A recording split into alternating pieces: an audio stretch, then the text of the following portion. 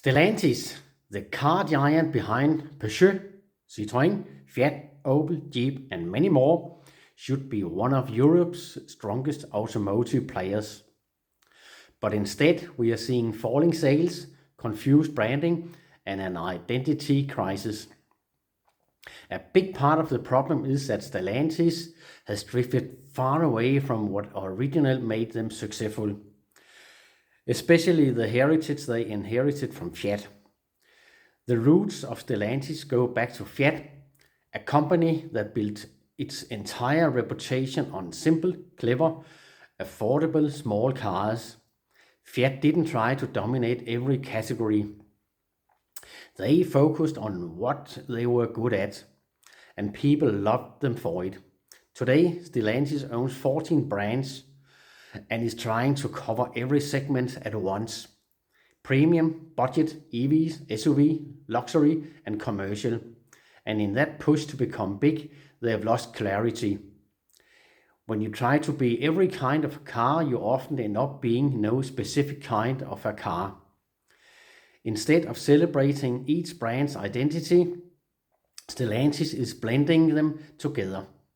Peugeot feels like Opel, Opel feels like Citroën, Fiat becomes just another rebadged platform, and Jeep shares technology with compact city cars.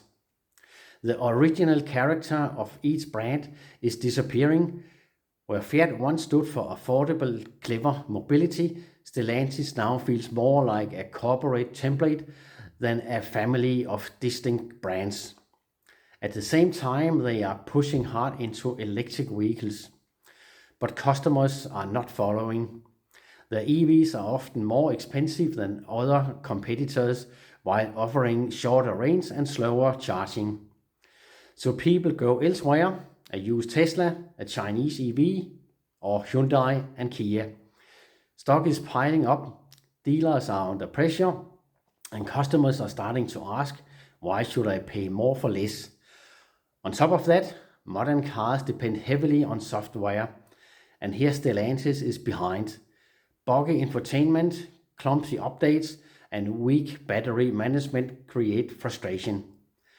After-sales service feels centralized and distant instead of simple and accessible, the way Fiat ownership used to feel.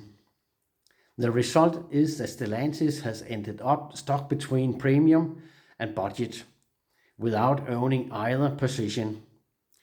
They are no longer the champion of the small, smart, accessible car, and they are not convincing as a premium manufacturer either. When customers can't clearly explain what a brand stands for, they simply walk away. Stellantis could still turn things around. They have history, strong nameplates, and loyal customers waiting to be convinced again.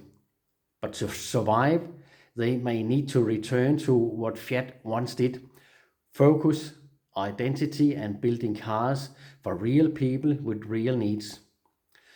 But what do you think? Does Stellantis still understand what customers actually want? Or are they drifting further down the road the wrong way? Please give me a comment. Thank you.